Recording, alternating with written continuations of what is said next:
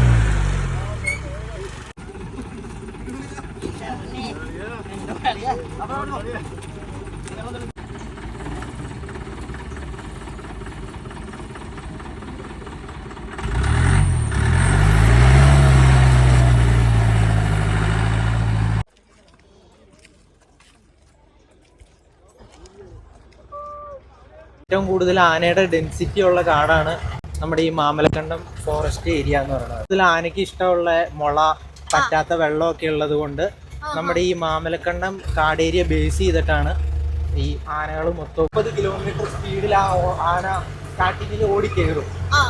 പിന്നെ നമ്മൾ ആനയെ കാണുമ്പോൾ നമ്മൾ ശ്രദ്ധിക്കേണ്ട കാര്യം എന്താണെന്ന് വെച്ചാൽ, നമ്മൾ ഈ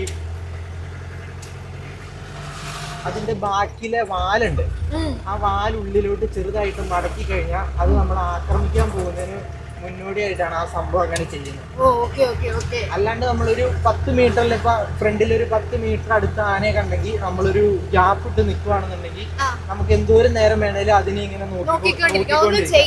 അതെ അതെ, ഒരു 5 മിനിറ്റ് അല്ലെ 10 മിനിറ്റ് മാക്സിമം പോയി കഴിഞ്ഞാൽ അത് റോട്ടിൽ നിന്ന് മാറി തരും. നമുക്ക് എന്നും ഇങ്ങനെ സഫാരി നടത്തുമ്പോ ആനയെ സ്പോട്ട് ചെയ്യാൻ പറ്റുമോ ശരിക്കും? നമ്മളൊരു 90% നമ്മൾ കൊണ്ടുപോകുന്ന ഗസ്റ്റുകൾ ആനയെ കാണുന്നുണ്ട്. ബാക്കി ഒരു 10% നമ്മുടെ ലക്കാണ് ഇതിന്റെ അകത്തല്ലേ? ശരി ശരി, മനസ്സിലായി. എന്താണെങ്കിലും ഭയങ്കരമായിട്ടും ആന ഉണ്ട് നമ്മുടെ ഇവിടെ. എന്താണെങ്കിലും പോകുന്ന റൂട്ട് ഉണ്ടല്ലോ, നമ്മൾ ഇനി ഒരു 2 കിലോമീറ്ററോടെ കഴിഞ്ഞാൽ കാട് സ്റ്റാർട്ട് ചെയ്യാം. അപ്പൊ ഈ കാടിന്റെ അകത്ത് ഈ നമ്മൾ പോകുന്ന റൂട്ടിൽ നമ്മുടെ 2 സൈഡിലൊക്കെ ആന, പുലി, കടുവ അങ്ങനെയുള്ള എല്ലാ മൃഗങ്ങളും ഉള്ള കാടാണിത്.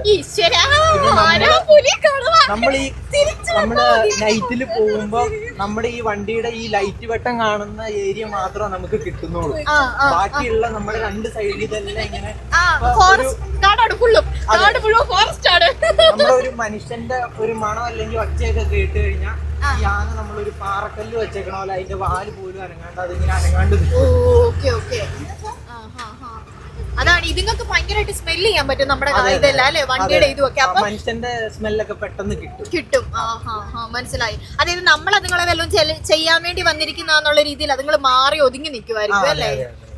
ബസ്സൊക്കെ പോകുന്നുണ്ട് കേട്ടോ, നീരമംഗലം ലാസ്റ്റത്തെ ബസ്സാ അല്ലേ, KSRTC ആണെന്ന് തോന്നുന്നു അല്ലേ. അപ്പൊ നമ്മുടെ കേരളത്തില് ഏറ്റവും കൂടുതൽ ആനകളുള്ള മാമലക്കണ്ടത്തിലൂടെ ഒരു നൈറ്റ് സഫാരിയാണ് കേട്ടോ നടത്താൻ പോകുന്നത്.